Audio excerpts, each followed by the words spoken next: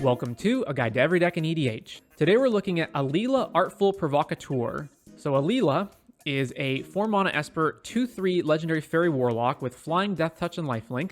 Other creatures you control with flying get +1/+0, and whenever you cast an artifact or enchantment spell, create a 1/1 blue fairy creature token with flying.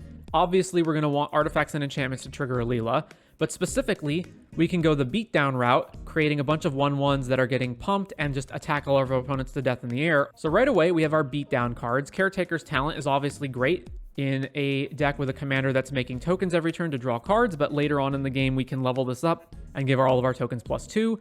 And similarly, we've got cards like Cathar's Crusade and Coat of Arms that are going to make our cards really big.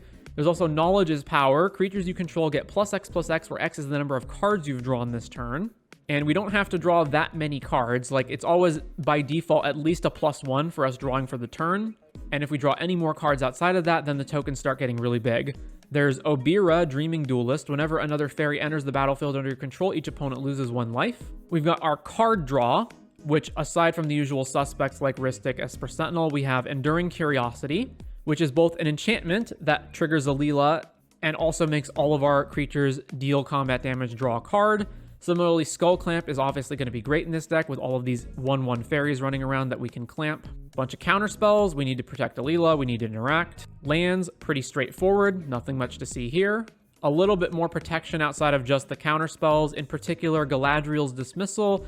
One way that we can get blown out is our opponents just have a sweeper and they kill all of our fairies and Alela, so this is a way to protect them all. Or just protect Alela if it's getting removal spelled by like a Swords to Plowshares or something.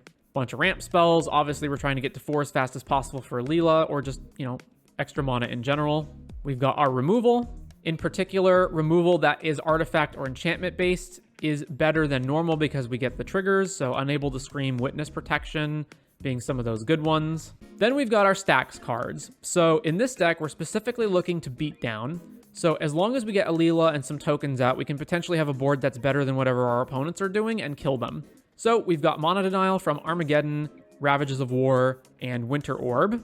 We've got anti-creature activations with Cursed Totem, anti-ETBs with Doorkeeper Thrall and Torpor Orb, Drana and Linvala to shut off creature abilities, and Drannith and Oppo Agent, which are pretty standard. Some sweeping in Cyclonic Rift and Dam. Sometimes you do just need to blow the whole field up. And then the usual tutors. Now, one card to highlight in particular is Flickering Ward. So this is a 1-mana white enchantment. When you cast it, choose a color. The enchanted creature gains protection from the chosen color. If you choose white, it doesn't remove Flickering Ward, I believe. And specifically, the reason we have this is because you can pay a white to bounce Flickering Ward back to your hand. So this basically says for every 2 white mana you have, you can trigger Alela again. Now, if we move down to the considering sections, you will see Shimmering Wings. This is a blue card that basically does the same thing. It's instead of protection, the creature gets flying, which is completely redundant with Alela. But it's blue, bounce Shimmering Wings back to your hand. So why are we playing Flickering Ward over Shimmering Wings if Shimmering Wings is blue and therefore can be pitched to Force of Will? What is the point of having Flickering Ward? Well, there's 2 points. First of all, the protection on Flickering Ward may be relevant sometimes. You can use this as a protection spell. But more importantly, if we are in a position where we want to cast, bounce the Flickering Ward over and over, we want to be able to spend mana that isn't blue. And that way we can hold up blue to have counter spells. So if we've got a bunch of lands, some of the lands are going to produce white but not produce blue. We can cast the Flickering Ward a whole bunch and then hold up, 2 blue, let's say, so we can have a counter spell open. Whereas if we have Shimmering Wings, not as likely since we have to be able to spend blue on the Shimmering Wings. I also opted not to run Chains of Mephistopheles, even though we could use it as a stacks piece, partly because we do have some extra card draw of our own, and partly because I just felt that we had enough stacks already. Now, while I did say you could take this deck in a combo direction, I have deliberately left out combos and just focused on doing the beatdown plan. In particular, obviously, we are in Dimir colors and could play the Consult Oracle combo.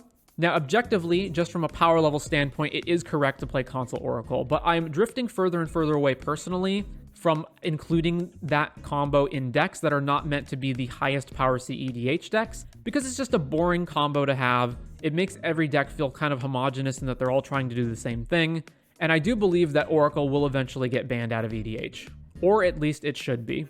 But with all that said, that is going to be Alela, Artful, Provocateur for EDH.